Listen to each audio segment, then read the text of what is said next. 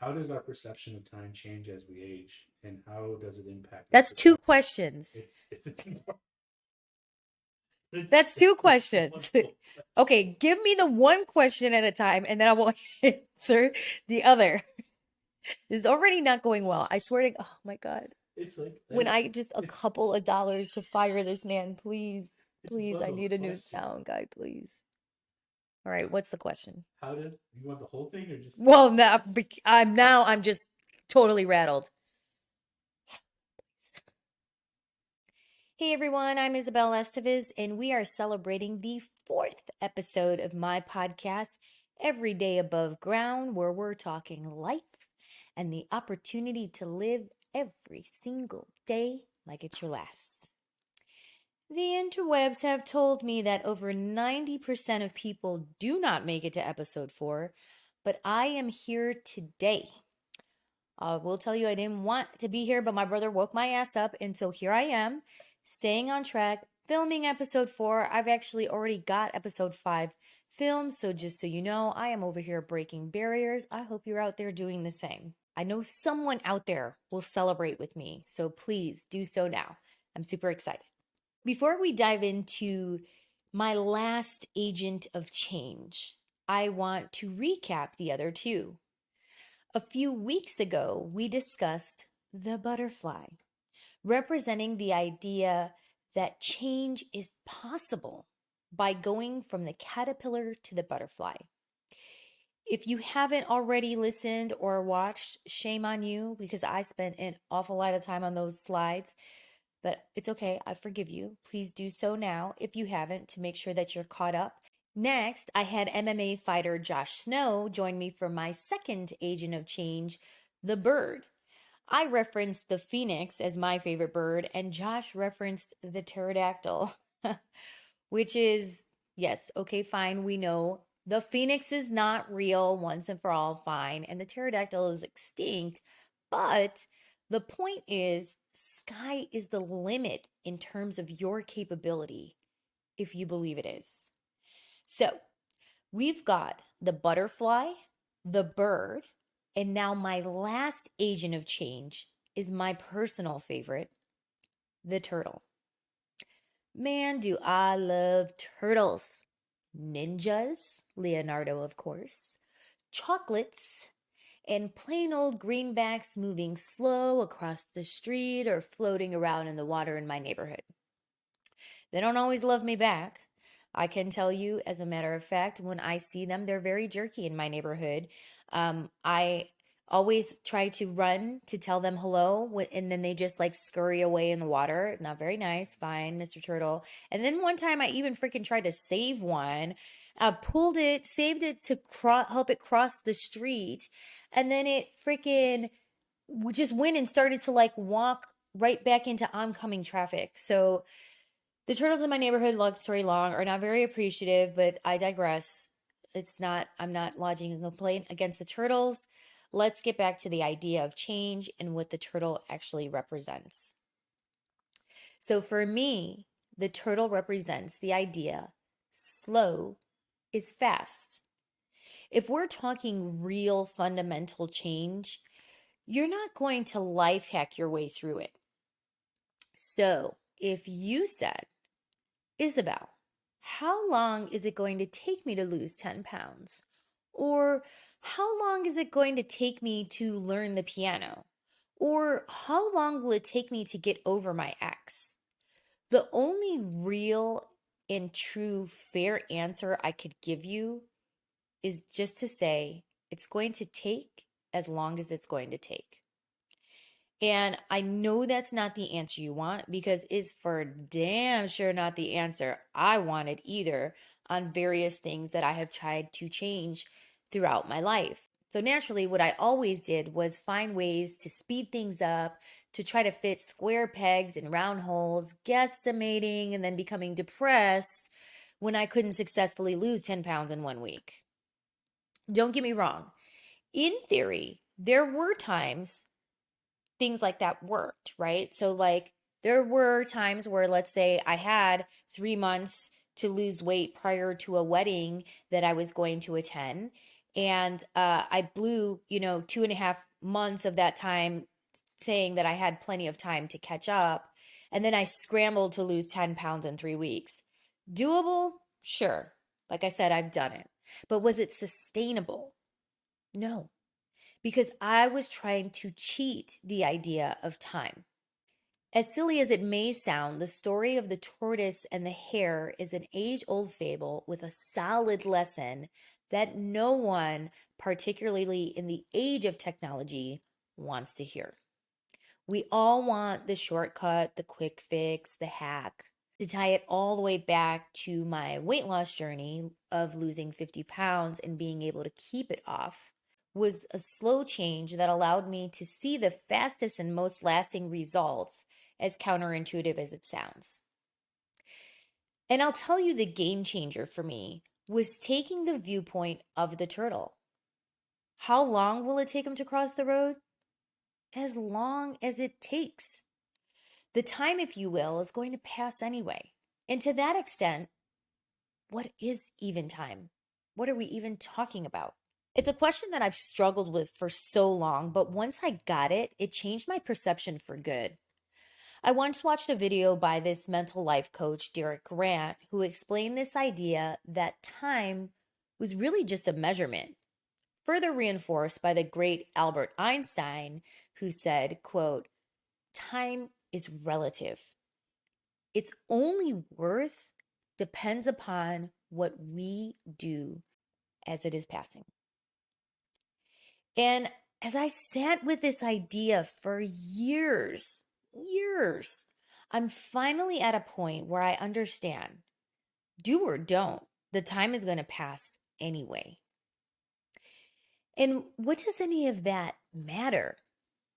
If life is a journey, not a destination, which, okay, fine, is also a line from an Aerosmith song. The song is titled Amazing.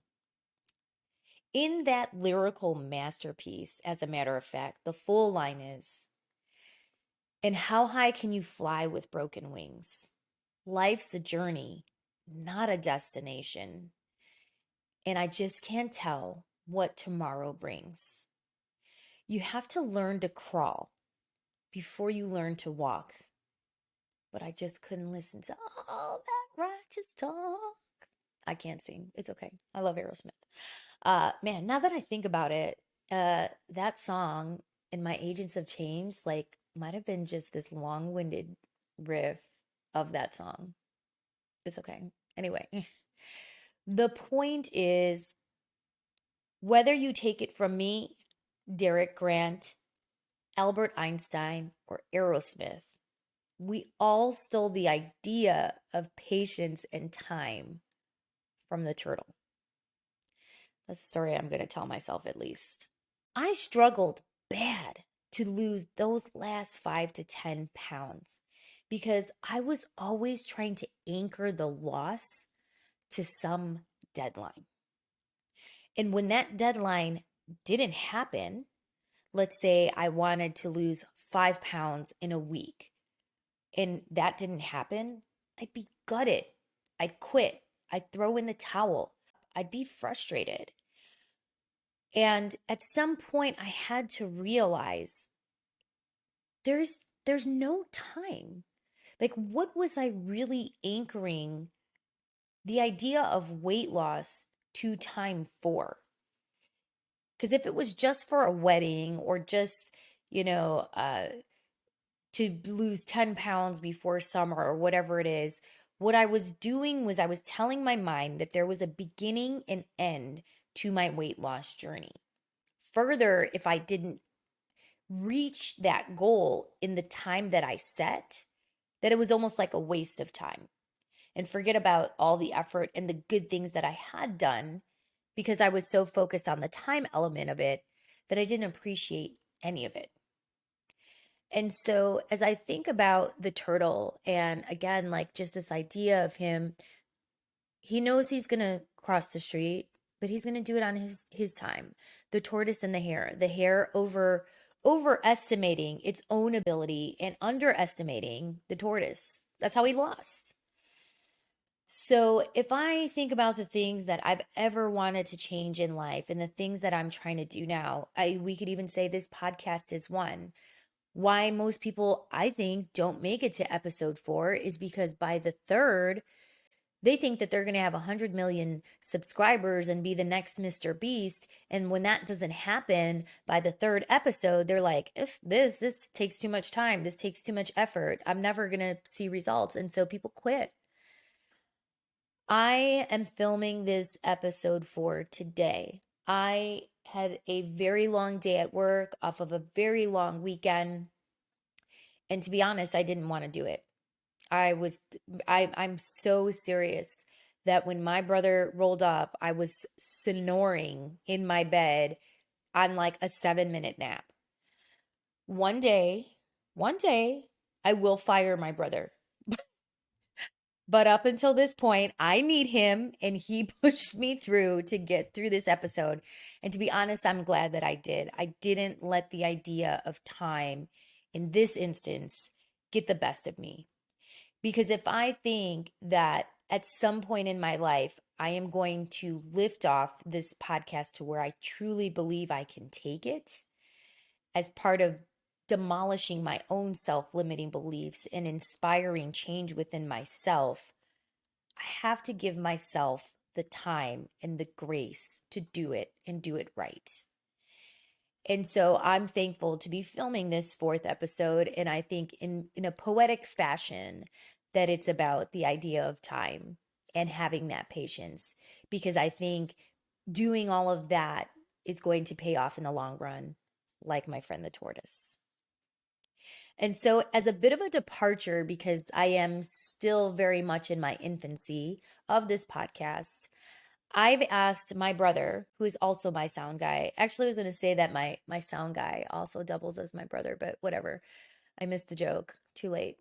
So I was going to just have him ask me a couple of questions about time rather than kind of sitting here and reading from a prompter, to just give you like an initial reaction to what I think. And by no stretch am I Albert Einstein or Aerosmith. I'm pretty close, I'm fairly certain, but I'm not. So take everything that I say with a grain of salt and maybe just an enjoyable thing to listen to and pass time with.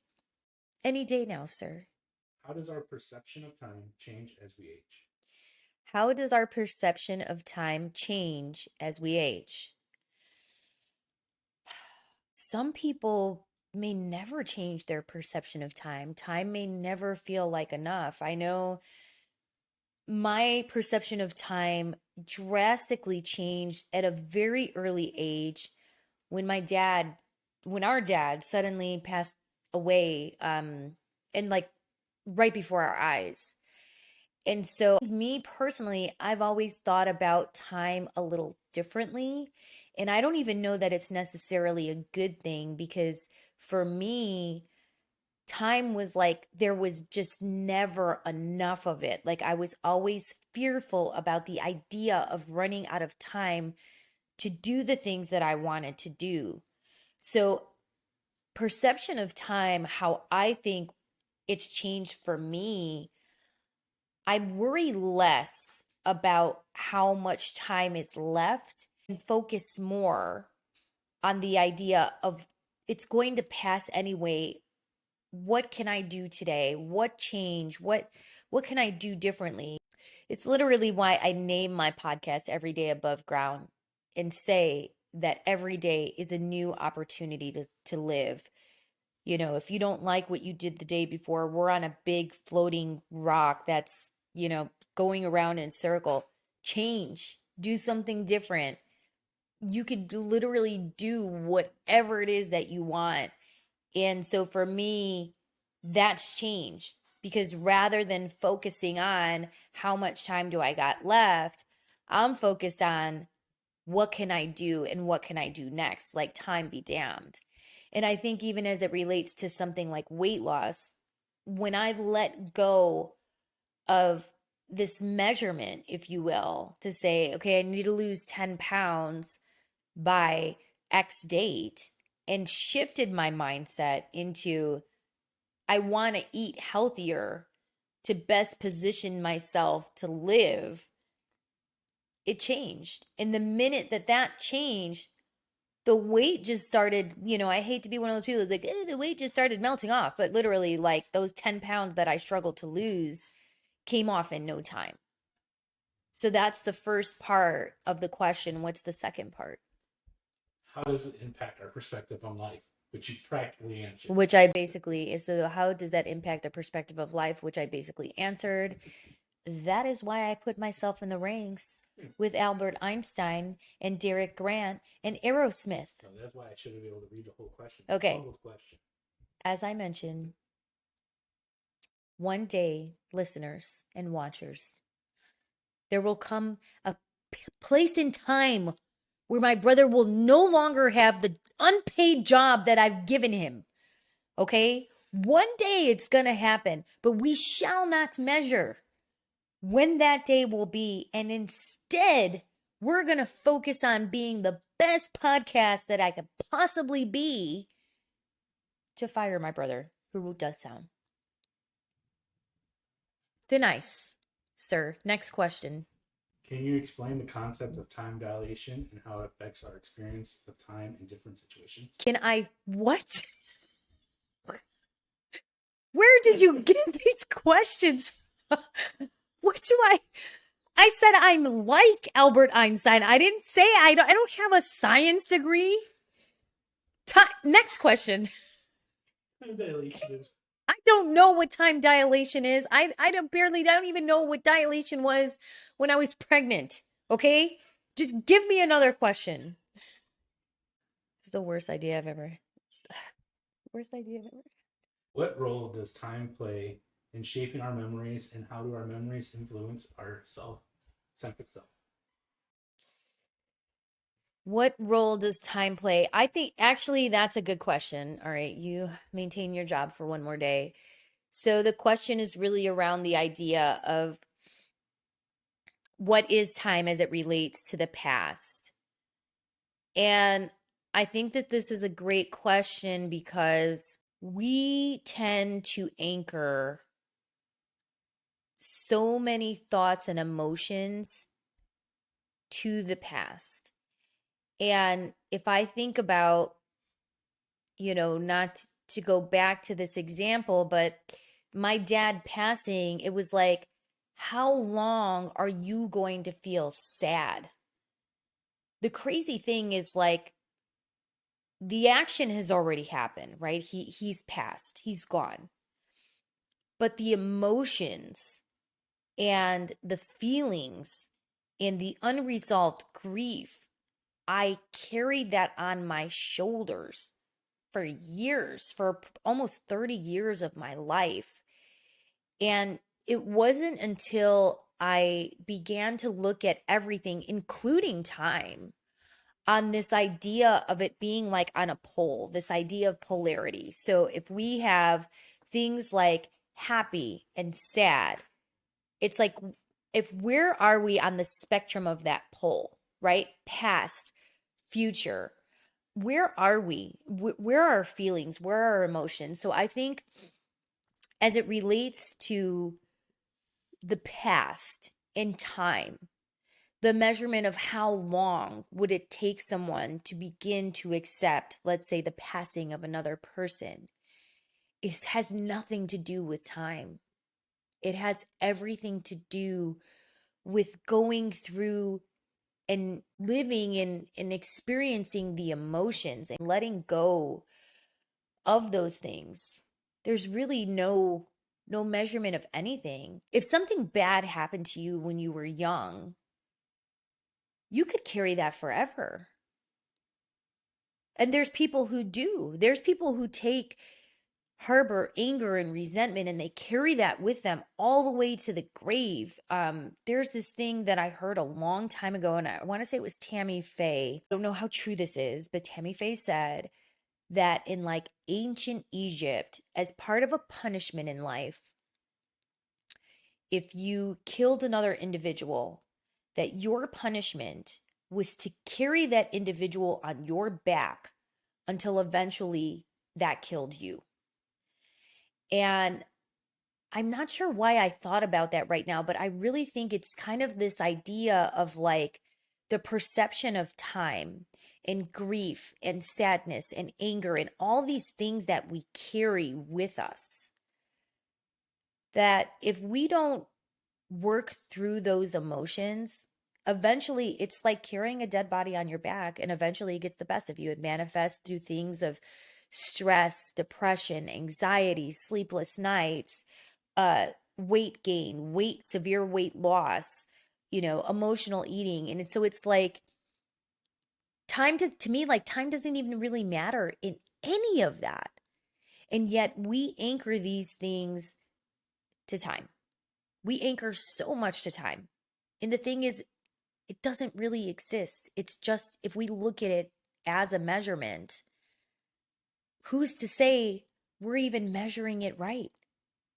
Who's to say, Derek Grant also talks about this idea of like we're measuring between two spaces. If he was to drop a ball in the center and that collapses, then we change time because it's just a measurement. So I really do think of anything that I've dealt with, and I think about like these ideas of change and why the turtle is so important is because, like I said, regardless of how you measure time, it's going to pass. Think about it in a different way rather than focusing on the clock, focusing on the hours, the minutes, the days, the weeks, the months, the years. Focus on the action of doing something because it's going to pass anyway. Excellent question, sir. Next question. Does the concept of time impact our decision making process? How does the concept of time impact our decision making process? I think that's just it. We anchor too much to time. We say we're going to lose 5 pounds in a week. And that's, depending on how much weight loss you have, that's an attainable goal. However, when we anchor that idea of time to losing 5 pounds rather than just focusing on eating better foods, making better decisions, being more aware of when we're emotional eating, we're focused on I got to lose 5 pounds in a week because that's what I said. That's the goal that I set. So I think oftentimes when we think about time itself, we get way too caught up in the idea of time rather than the action that we'll use to do something within an allotted amount of time. And so I think oftentimes time works against us if we look at it for being more than just a measurement. How can we make better choices by understanding its influence? So, by recognizing how can we make better choices by understanding its influence, just that. If you begin to look at time as a measurement, nothing more than a measurement between, let's say, 5 pounds. So, if you're 135 pounds, your goal is to get to 130 pounds. You don't think about the time that it's going to take you to get in between there. You instead think about, okay, how can I plan out my meals for the week so that I'm not guessing my food? When I go to the fridge, am I really hungry or am I frustrated about something and I'm emotional eating? Do I really need a second piece of cake?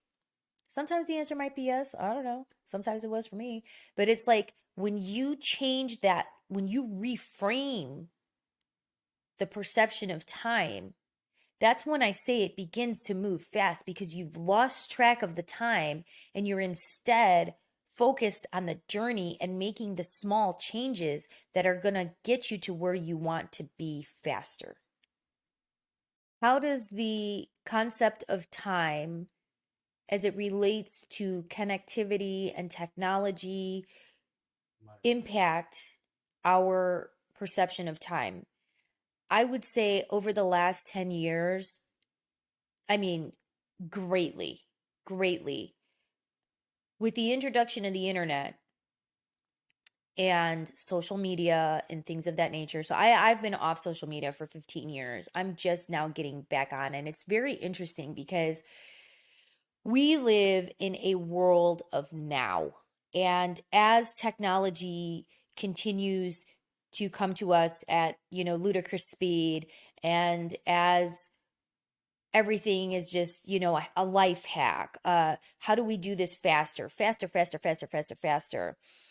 We are not taking enough time to really understand and do things in a methodical way, because we're always looking for the shortcut, right? If I have anxiety, how do I get over it in a month? How do I get over it in a day? Rather than focusing on what is a change I can make right now? What books can I read? What we're always looking for the fastest change possible, and that's because we live in a world of now. And I think if we just took a moment to pause and accept the time is going to pass, and rather than say, okay, I have this crippling anxiety, how do I get over it in 30 days? It's, I have this crippling anxiety. What change could I make today? What might I do to help me get over that? Might I go see a therapist? Might I watch, long form videos on YouTube? Might I get a book? We can begin to reframe and retrain our brains to focus less about the idea of time and more about the action. Can you discuss the psychological and emotional effects of feeling time poor or consistently rushed, and how we can find a healthier balance? So, first, he gave me a scientific question, and now he gave me a psychological one.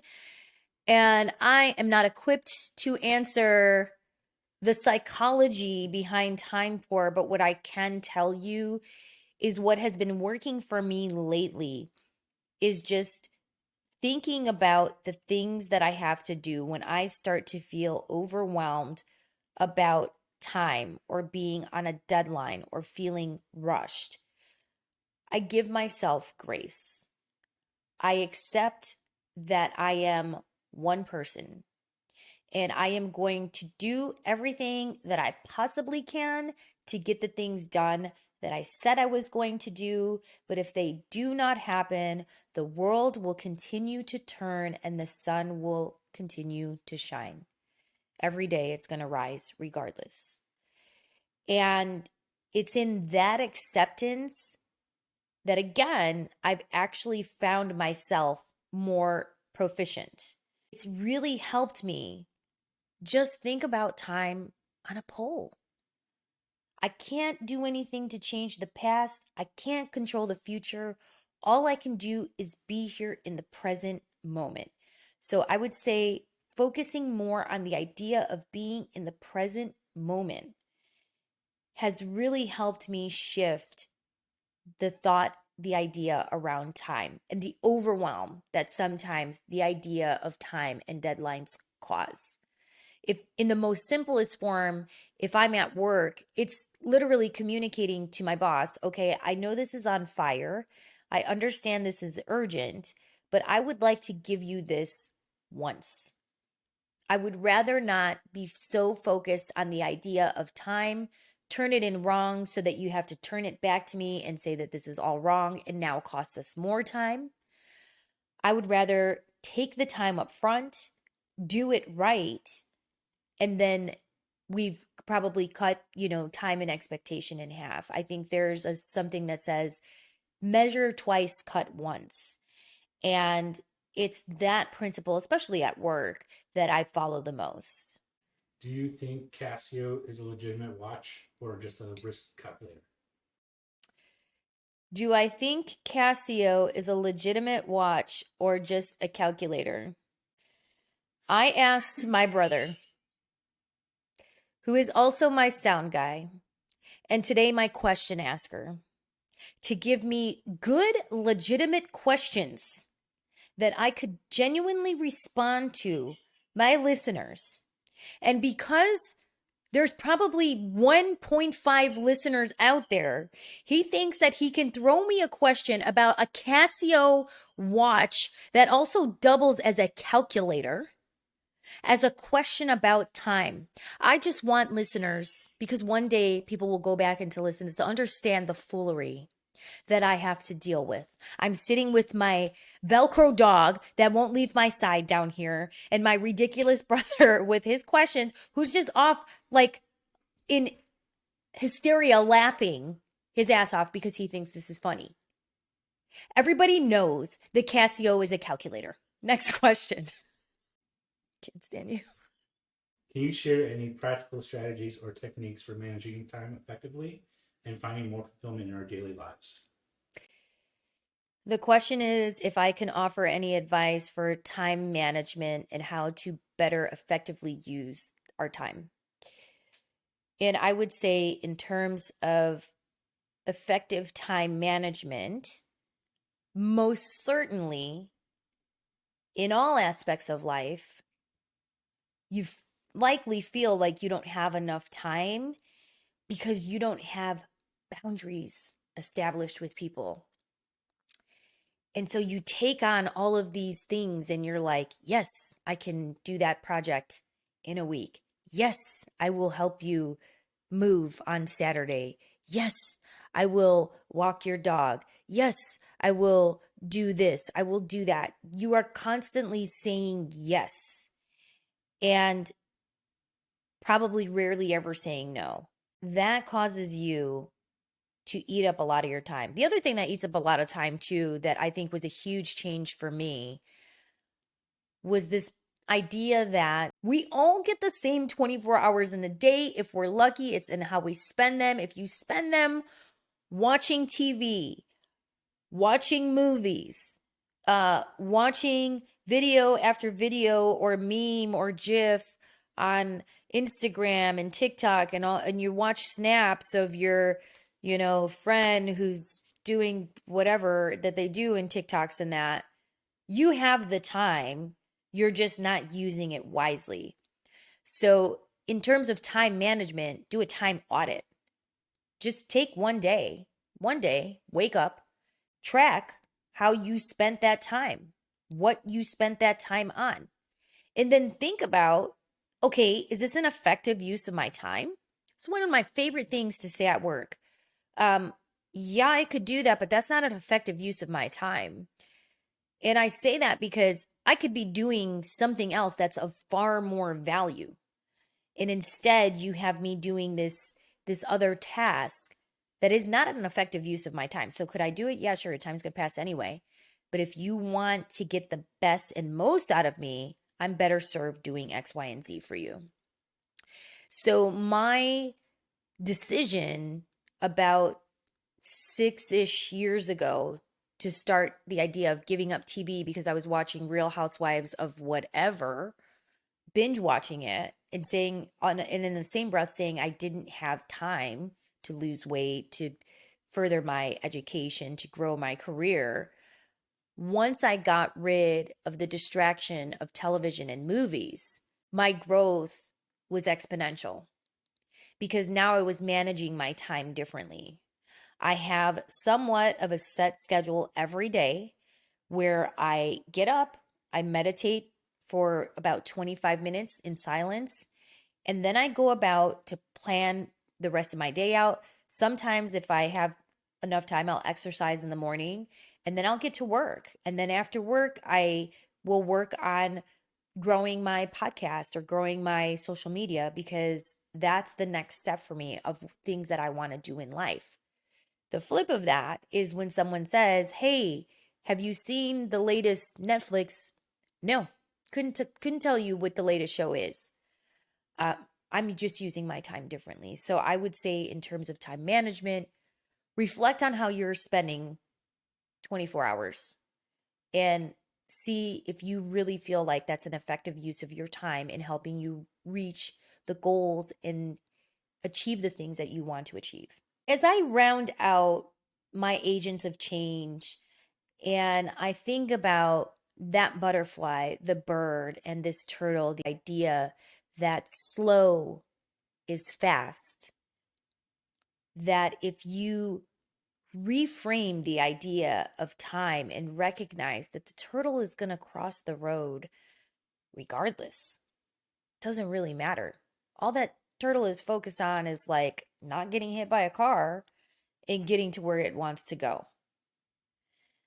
Then I think you begin to really shift into a whole other mindset where the idea of change, the very thing that you want to change, and the time that it's going to take to do it all begin to align. And before you know it, your goal is reached. And then you're on to the next one. That's my episode for today. It's number 4, lucky number 4. I've surpassed 90%. I did it on a 7-minute nap, but who's counting anyway? Because what is time really? Thank you so much for listening. Or if you're watching, thank you so much for watching. And remember, every day above ground is a great day. Time portal, time travel. I would have taken any of those. You taking a Rick and Morty question? No, I don't know who Rick and Morty are. I don't know if they're good people or if they're smart. Rick Sanchez is the smartest person. I have no idea who Rick Sanchez is either.